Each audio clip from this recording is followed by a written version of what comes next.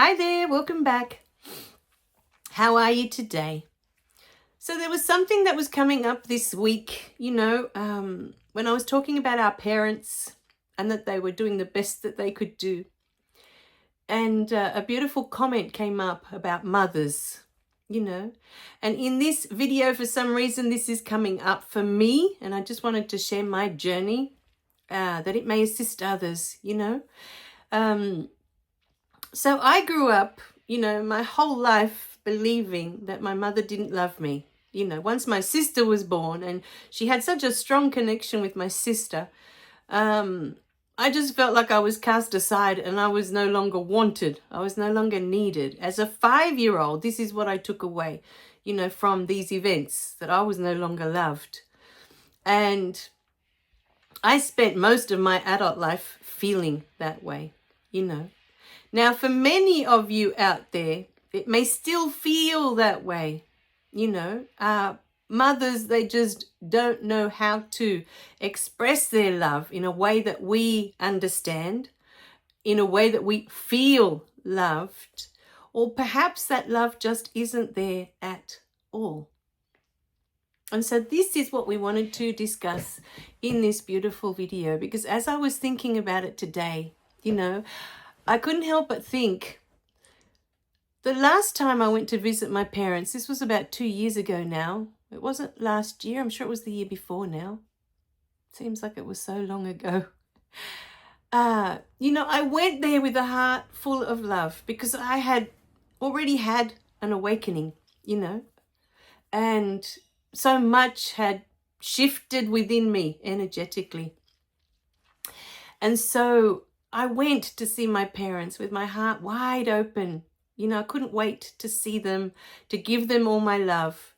And I thought that was enough, that would be enough for them to open their hearts, you know what I mean? And just be able to love, to just,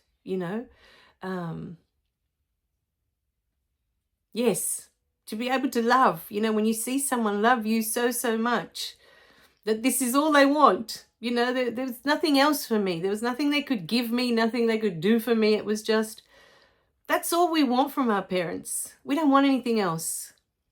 As children, all we want is their love.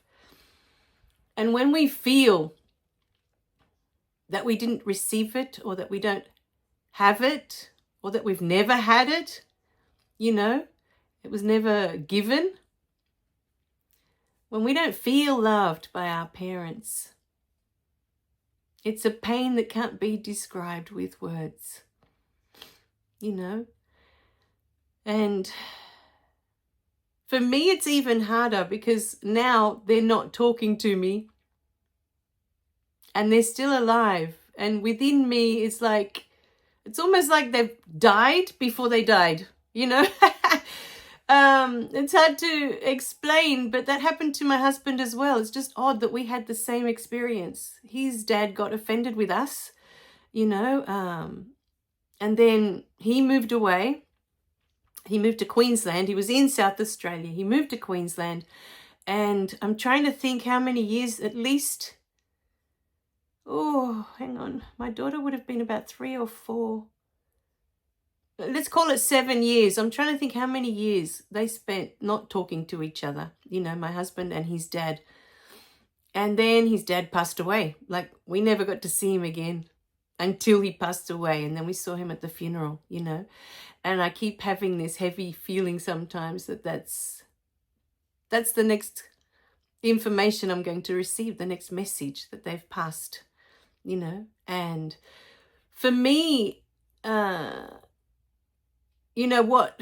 I think when I came back from South America, from seeing them, the pain that I was carrying was that I couldn't alleviate their pain. I couldn't make them see that I loved them and that all I ever wanted was for them to love me. Not so much my dad. I've always felt his love. I've always known he loved me, and I felt that love was unconditional. I didn't have to do anything or be anything for him to love me. I just knew he did. But it's always been with my mum. And the last couple of days that I've read that comment and I let it sit with me about mothers, all the information that I keep receiving is that in her rejecting me yet one more time, as I see it, that rejection of not receiving that love that I yearned for so much from her, that is serving my journey. It's serving me in every moment. That is not the way. That is not the love that I'm yearning for. The whole time I was in South America, what was coming up for me was that I was remembering, because after my awakening, I had kind of forgotten the childhood that I had had, how I felt as a child. And when I felt, when my mum would yell at me or she would smack me and all those things, how it made me feel, and when I went to visit them, I was too old for her to yell at me or to smack me. But there are so many other ways to hurt people, so many ways. And for me, because I had awakened energetically, I could feel, sometimes it felt like in my stomach, I could feel stabbing, like knives stabbing my stomach. And when I could feel that she was upset with me or, disapproved, and I spent 2 weeks there, and the whole 2 weeks just kept taking me back to how I felt as a child. Those whole 2 weeks were just reliving my childhood and how I felt in her presence, how she made me feel. My mum, not good enough, that she doesn't approve, and there's all these conditions that had to be met for her to love me. But even then, I didn't feel loved. Even when I did everything right, according to her, it was never enough, And the realization that I had as I came back and I got to relive my whole childhood in just those 2 weeks, all that pain, I realized that child, that little 5-year-old, had been left there. I left her there, unwanted, unloved. It's not about us. You can, your mum can come one day and, I'm so sorry. I'm so sorry for what I did, for what I said, for all of it. They could apologize for all of it and say, I love you. I see you. I acknowledge you. I approve of you, just as you are. They're just words. And even if they were truly, truly sorry, and they wanted to tell you right now that they love you, they love you just as you are. As I was reading that comment the other day, what was coming up is a fear of our gifts. At the age of 5, I was talking to Jesus. And at the age of 5, I wouldn't have seen anything wrong with telling my parents this. He was my imaginary friend, the best friend you could ever have. But I was told to stop doing that. They were so afraid of where I would end up if I kept talking like that. And especially if I went to school and started telling teachers, hey, I talked to Jesus. He's my imaginary friend. What's up? It's not something that's normal. And so they were afraid of my gifts. And I got the same feeling the other day as I was reading this beautiful comment by this beautiful person. And you know who you are. And I love you dearly. We've been together for a while now.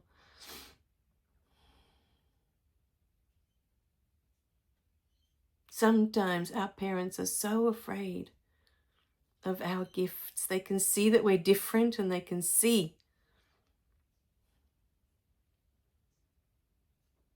our beautiful gifts, but they're so afraid. They don't know what to do with it.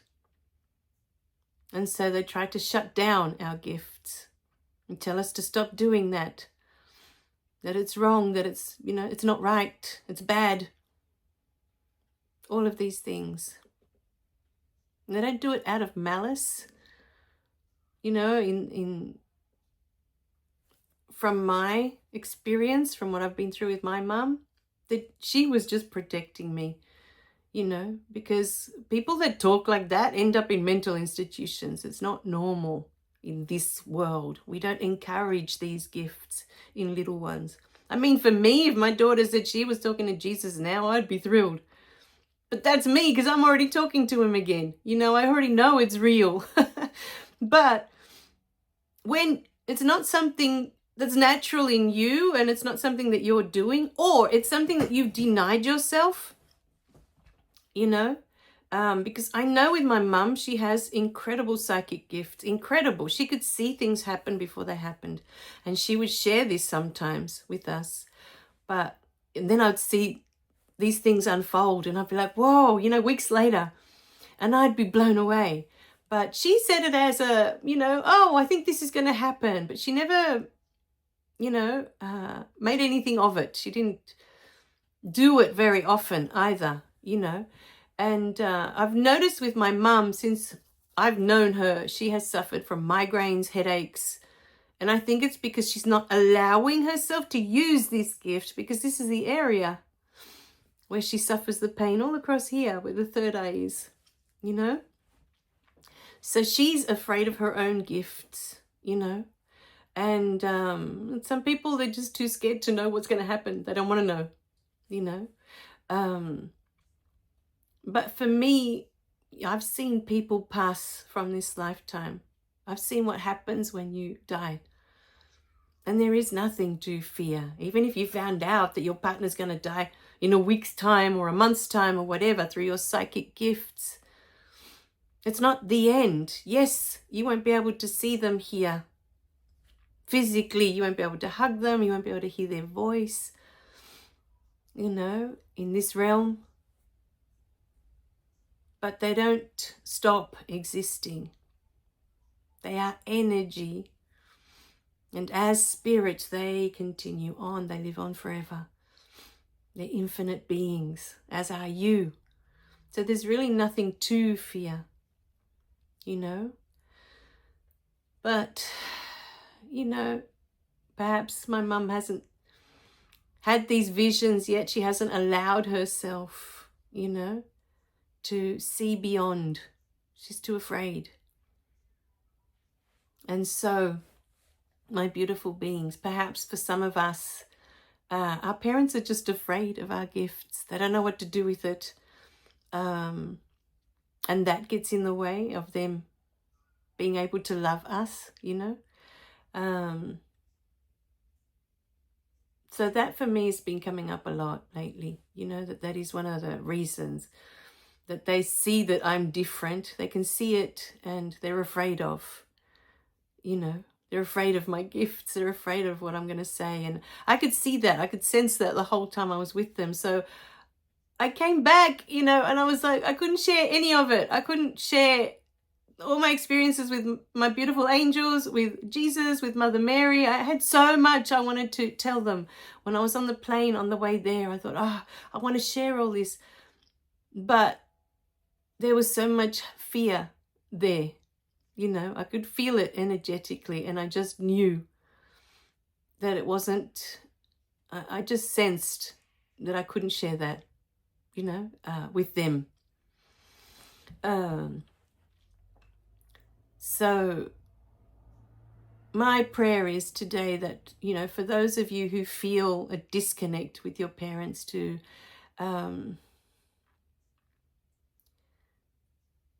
always think to yourself that this parent is serving your journey. They're serving your path, your experience, your human experience.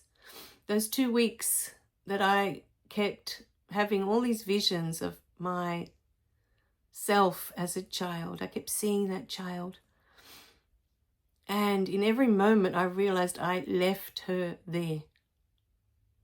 That child, that 5-year-old, the 7-year-old, the 9-year-old, the 11, the 12, all of them, I'd left them there. And that child that was hurt, and that I left there.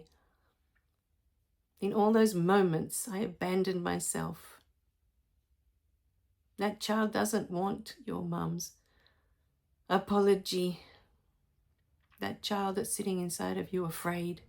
The child that doesn't feel safe. The child that feels abandoned, not loved, abused, whatever else went on. That child wants your love, wants your approval.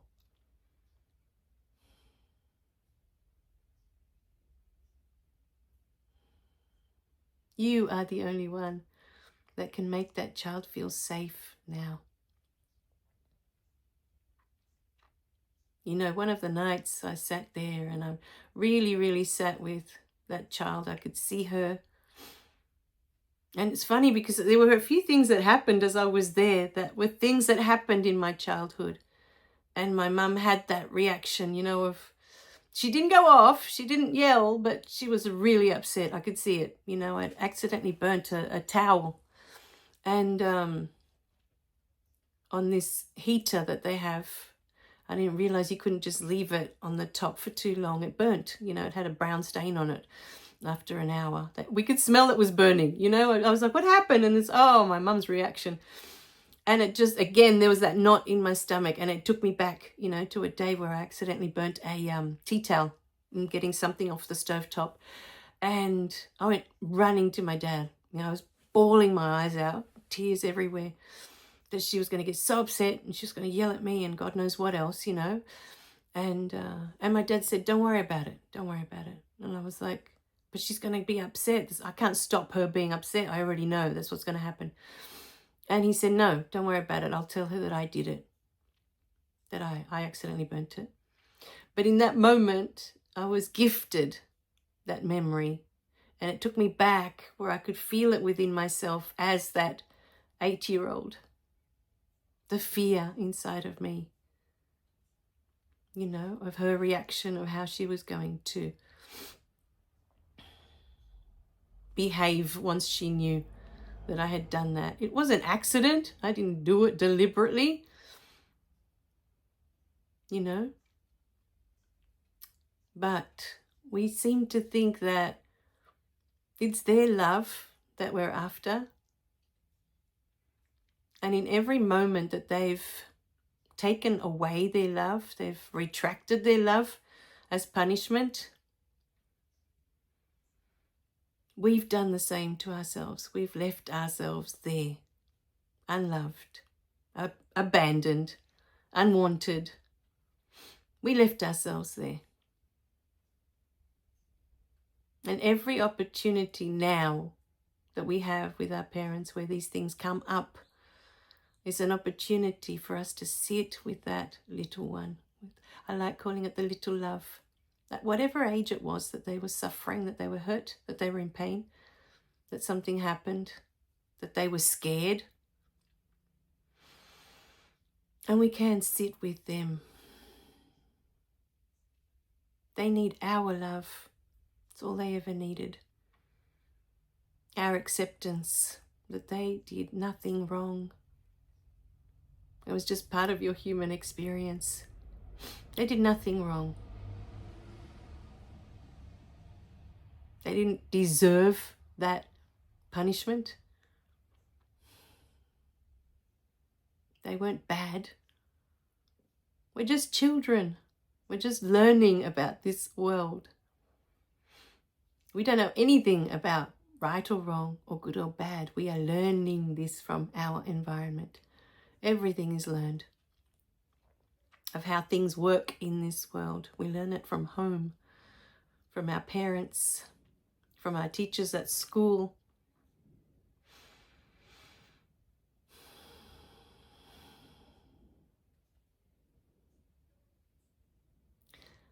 But I know in my heart that even if my mum called and she said, I love you, and she said all the things I've been yearning to hear all this time, it is not her love that my little one craves the most. It is mine, because we create all these judgments about ourselves, that we are bad, that we are stupid, that we're not worthy, that we don't deserve, that we're not good enough. We make all these judgments from all these experiences. And it's not until we come back to that moment and we see it for what it is. We're just a child learning, making mistakes, because this is how we learn. Making mistakes.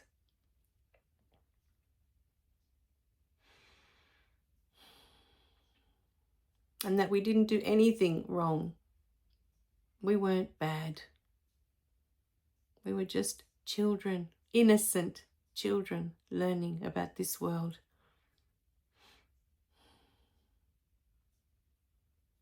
And I know in my case, I wasn't shown patience. I didn't know what that was until I was in my 20s.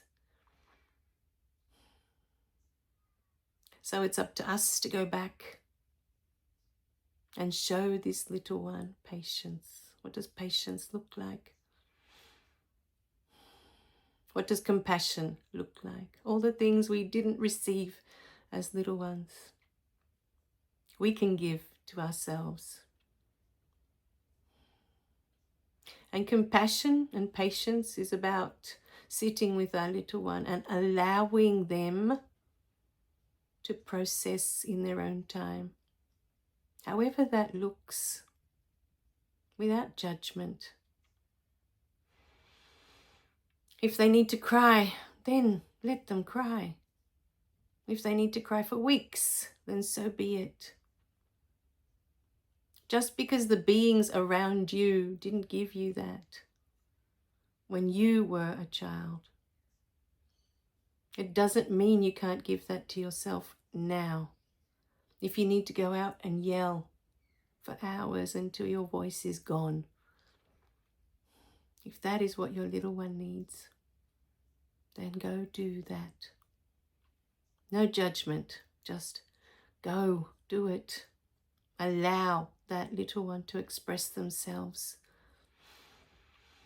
So many times we were shut down, we weren't allowed to express what we were feeling because anger is wrong, fear is wrong. Fear is a sign of weakness. You're not allowed to be afraid. You're not allowed to be angry. You're not allowed to cry when you're hurt. For me growing up, it was a sign of strength if you went through something really painful and you didn't cry. This was what I grew up with. This was the belief. And so we suppressed everything. Everything we were feeling was suppressed. And your little one's still sitting in there, holding on to all of this because we weren't allowed to. We weren't allowed to express it. But you can give that to your little one now, today. Ask them, what do you need? What do you want? I am here for you now. I can be the patience that you need. I can be the compassion that you need. I am here to be the love that you need.